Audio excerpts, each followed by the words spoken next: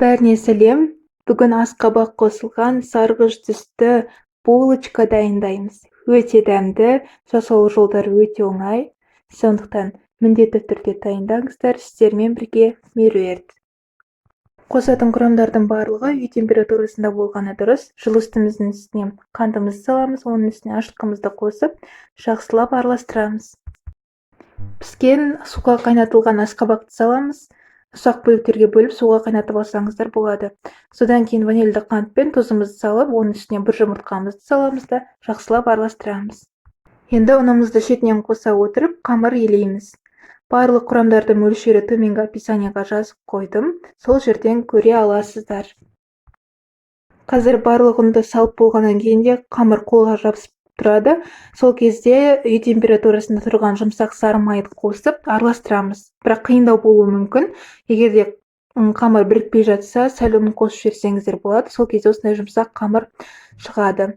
Бетін жауып, 40 минутқа жылы жерге қойып қоямыз. Салмасын дайындаймыз. Жұмсақ сары майдың үстіне қант, оның үстіне корица салып, жақсылап араластырамыз. Қамырымыз көтерілді. Енді бөлек жерге алып, оны қолмен немесе оқтаумен жаямыз. Дәл осылай жайылу керек. Енді салмасын барлық жеріне жағып шығамыз. Салмасын барлық жерге жағып болғаннан кейін қамырды шетінен бастап, осылай орай бастаймыз. Қамыр сәл жабысуы мүмкін, бірақ еш қиындық тудырмайды деген ойдамын. Барлығын орап болғаннан кейін осылай қамырды сәл қалыңдау етіп кесіп аламыз. Содан кейін ұн сеуіп асты жағына табамызға қоя береміз. Біздің жұмсақ бөлкелер 180 градуста 17 минутта піседі. Бөлкелер пісіп шыққанша кремін дайындаймыз. Қаймақтың үстіне қант ұнтағын сеуіп, жақсылап араластырамыз. Қаймақтың жақсы түрін таңдағандарыңыз дұрыс, 20%-дан кем болмауы керек.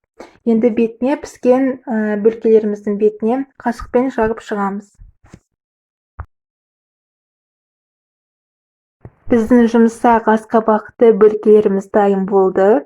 Өздеріңіз білетіндей асқабақпен жасалған болғандықтан бір денсаулыққа да өте пайдалы. Сондықтан сіздер жасайды деген ойдамын. Видеоны соңына дейін көргендеріңіз үшін рахмет. Қазір бірге дәмін көретін боламыз. Ерекше булочка себебі бетіндегі кремі, ішіндегі салмасы, оның ішіндегі корица, барлығының дәмі тіл үйреді. Видеоны соңына дейін көргендеріңіз үшін рахмет. Каналға тіркеліп, осы видеоға лайк басуды ұмытпаңыздар. Сіздермен болған меруерт.